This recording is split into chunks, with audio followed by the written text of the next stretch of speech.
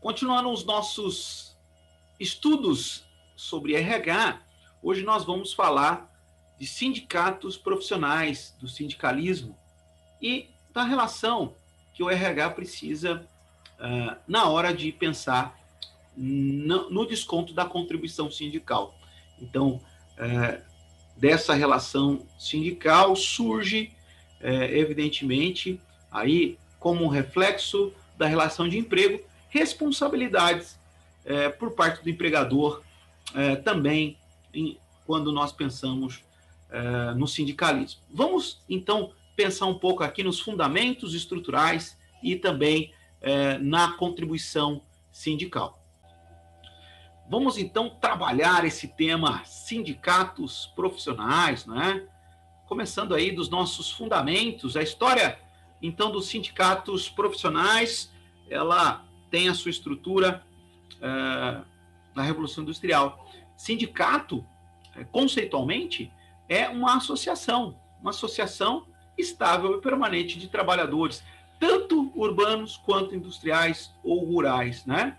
Os tipos mais comuns de sindicatos são aqueles que representam categorias profissionais e também os que representam empresários, microempresas, conhecidos como sindicatos laborais, ou de trabalhadores proprietários, ou de classes econômicas, ou também como sindicatos patronais ou empresariais no Brasil. Então, nós temos os sindicatos que representam empregados, sindicatos que representam empregadores. A palavra sindicato, inclusive, tem sua origem, né, ali grega e latina, que vem da origem da palavra sindikos, né? É aquele que defende a justiça, né? No latim, syndicus denominava o procurador escolhido para defender os direitos de uma corporação. Então, sindicato tem essa origem, aquele que defende a justiça, aquele que representa os direitos de uma corporação. No caso, então, dos sindicatos, eles vão ser representantes, não é? Aqueles que vão defender direitos aí, tanto de empregados como de empregadores. Essa, então, é a origem e o conceito de sindicato.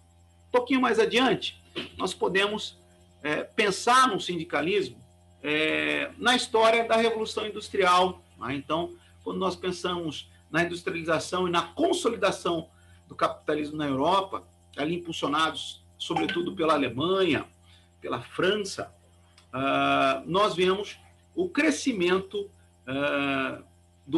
e a origem, então, do sindicalismo dentro dessa perspectiva, né? Impulsionados pela Revolução Industrial, nós tínhamos condições precárias para aqueles que estavam vindo do campo para trabalhar, então, nas indústrias. Então, eles eram, muitas vezes, subjugados a condições precárias de trabalho. Daí a organização, né, dos representantes, né? Então, ali, sobretudo na Europa Central, marcada muito pelos representantes dos empregados que lutavam por justiça, né? Lutavam aí pelas condições de trabalho que fossem ideais, que fossem idealizadas. O século XVIII, então, é marcado, não é, por um sindicato mais atuante, né? Com a consolidação do capitalismo, os trabalhadores começaram a se organizar para confrontar os seus empregadores, né? Surgindo, então, a primeira função dos sindicatos, que era impedir que o operário fosse obrigado a aceitar um salário inferior ao mínimo.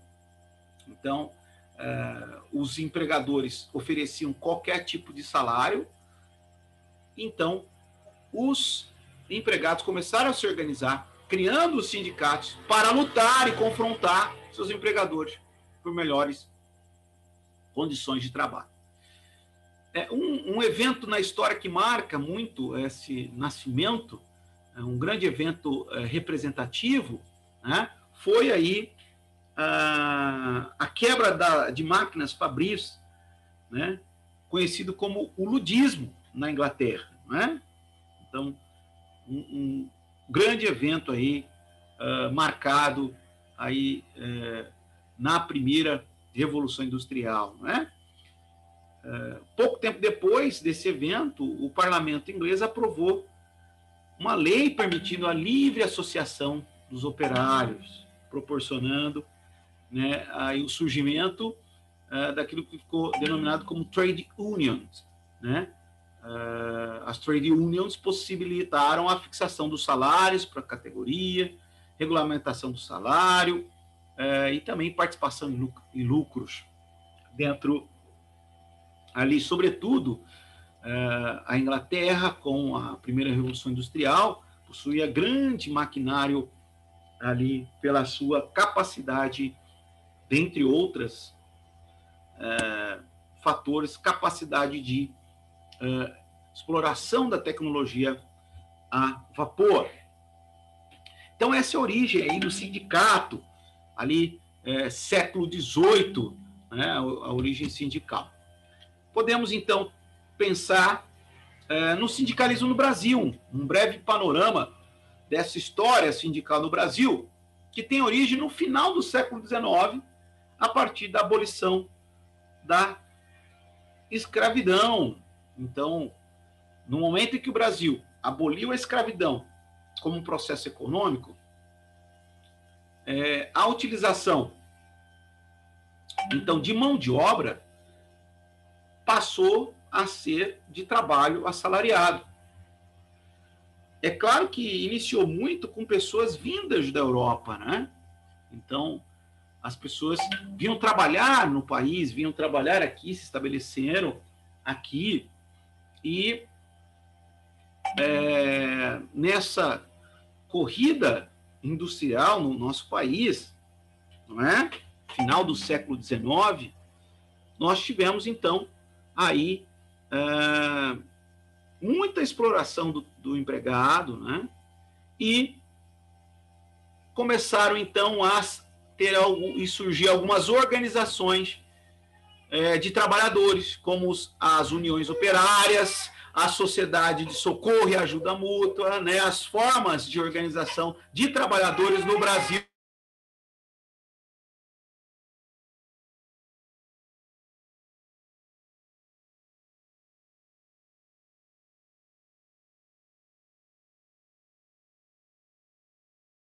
Passaram, então, essas formas de organização de trabalhadores do Brasil passaram a lutar ali pelos direitos desses operários, né? Então, em 1858, nós tivemos um primeiro grande evento aí que marca essa faceta do sindicalismo no Brasil. A primeira greve realizada em solo brasileiro. A primeira greve realizada em solo brasileiro aconteceu em 1858 e era a greve dos tipógrafos, né, lá do Rio de Janeiro, contra as injustiças patronais e por aumento salarial. Então, fato marcante e momento importante aí desta organização sindical e desta faceta do sindicalismo nacional. Vamos adiante aqui. Agora pensar, essa foi a parte conceitual, né? E a parte histórica, a parte de conceitos e a parte histórica. Entendemos, primeiro, o que significa sindicato, né? A origem de sindicato vem ali até das origens latinas e gregas, né? Lutadores por justiça, aquele que defende a justiça, aquele que representa organizações, vem daí a origem de associação sindical. Sabemos que nós temos, dentre outros tipos, nós temos os sindicatos de empregados, que representam, então, esses direitos de empregados, e também nós temos os sindicatos patronais, que vão representar os direitos dos empregadores. Ao longo da história, primeira Revolução Industrial marca o surgimento dos primeiros sindicatos. A Alemanha, França, Inglaterra, precursores deste movimento. Consolidação do capitalismo, primeira Revolução Industrial, as pessoas saindo do campo para trabalhar nas indústrias, exploração, uma reunião, então, dessas pessoas, e os empregadores, inclusive, começaram a verificar que, inclusive, essas organizações tinham muito impacto popular, né? Algumas associações, na época, inclusive, eram responsáveis até, tinham, pela força política da cidade, eles elegiam os prefeitos. Então, o empregador industriário começou a olhar ali para essas associações com mais cuidado, inclusive trazendo, então, as primeiras negociações. Eventos marcantes dessa época, o ludismo na Inglaterra, né, que marcou aí, inclusive, a criação do trade unions pelo parlamento inglês. No Brasil, fato marcante, fim da escravidão no país, um processo aí de tomada econômica, impulsionada também pela industrialização, no final do século XIX, início do século XX. Então, nós começamos a ter as primeiras organizações de defesa dos operários. Evento marcante no nosso país, a primeira greve que aconteceu em solo brasileiro, em 1858. Vamos falar, então, agora, da contribuição sindical. A contribuição sindical é o pagamento ao sindicato do valor de um dia de salário que deve ser descontado da folha de pagamento daquele empregado sindicalizado. Essa situação teve a sua alteração, né? Teve a sua grande alteração com a reforma trabalhista, né? Lei 13.467 de 2017, passando a vigorar nova redação aí pela lei trabalhista a respeito da contribuição sindical, que atualmente é facultativa. Então, deixou de ser obrigatória para ser facultativa.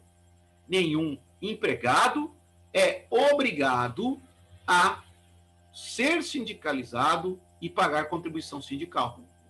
Antes da reforma trabalhista, isto era realizado de maneira obrigatória. A gente pode observar, com o avanço do sindicalismo no Brasil, por exemplo, o início dessas estruturas a partir de 1930. Criado o Ministério do Trabalho, criada a Lei Sindical em 31, os sindicatos começaram, então, a ter grandes organizações, a sair às ruas pela luta dos direitos, inclusive, antes da promulgação da CLT, em 1943, muitas foram as manifestações dos sindicatos para melhores condições de trabalho. Tivemos um momento em que, em 1939 até 45, o Ministério do Trabalho era quem regulamentava a criação de novos sindicatos, regulamentação de novos sindicatos, até questão ali também pautada por um momento que vivemos dali, era o período militar, então esse período aí foi traçado por isso. Em 1945, mudou esse ponto no Brasil e o movimento unificado dos trabalhadores então passou a organizar a criação ou não de sindicatos e, evidentemente, passou por regulamentação legal. Desde lá, a contribuição sindical era obrigatória. Um valor de um dia de trabalho do empregado é obrigatório. Esse dia, inclusive, geralmente ali um dia de trabalho do mês de março, no primeiro semestre, né? Então foi escolhido pela legislação aí um mês com 31 dias de trabalho, a fim de minimizar o impacto econômico desse desconto para o empregado. Contudo, atualmente, trago a redação do artigo 583 e o 587 da CLT, que vão falar da contribuição sindical, que diz o seguinte: o recolhimento da contribuição sindical referente aos empregados e aos trabalhadores avulsos será efetuado no mês de abril de cada ano. E o relativo aos agentes ou trabalhadores autônomos e profissionais liberais realizar-se-á no mês de fevereiro, observada a exigência de autorização prévia e expressa no artigo 579 da CLT. Artigo 587. Os empregadores que optarem pelo recolhimento da contribuição sindical deverão fazê-lo no mês de janeiro de cada ano, ou para que venham a se estabelecer após o referido mês, na ocasião em que requererem as repartições o registro ou licença para o exercício da respectiva atividade. Então, a contribuição sindical referente aos empregados será e só poderá ser realizada mediante autorização expressa e prévia. Então, sem autorização expressa e prévia, não há contribuição sindical. O empregado, então, hoje ele tem a faculdade de contribuir ou não para o sindicato. Ele pode desejar não contribuir ou ele pode desejar contribuir. Se ele desejar contribuir, precisa de um documento, né? Essa é a ideia de expressão. Um documento prévio, né, assinado pelo empregado, autorizando a contribuição sindical. De fato, ainda relativo àquilo que os sindicatos podem oferecer como um clube de benefícios, poderão ainda ser autorizadas pelo empregado outros descontos relativos a sindicatos, como mensalidade sindical, que é um pagamento percentual mensal para usufruir de benefícios que o sindicato possa oferecer.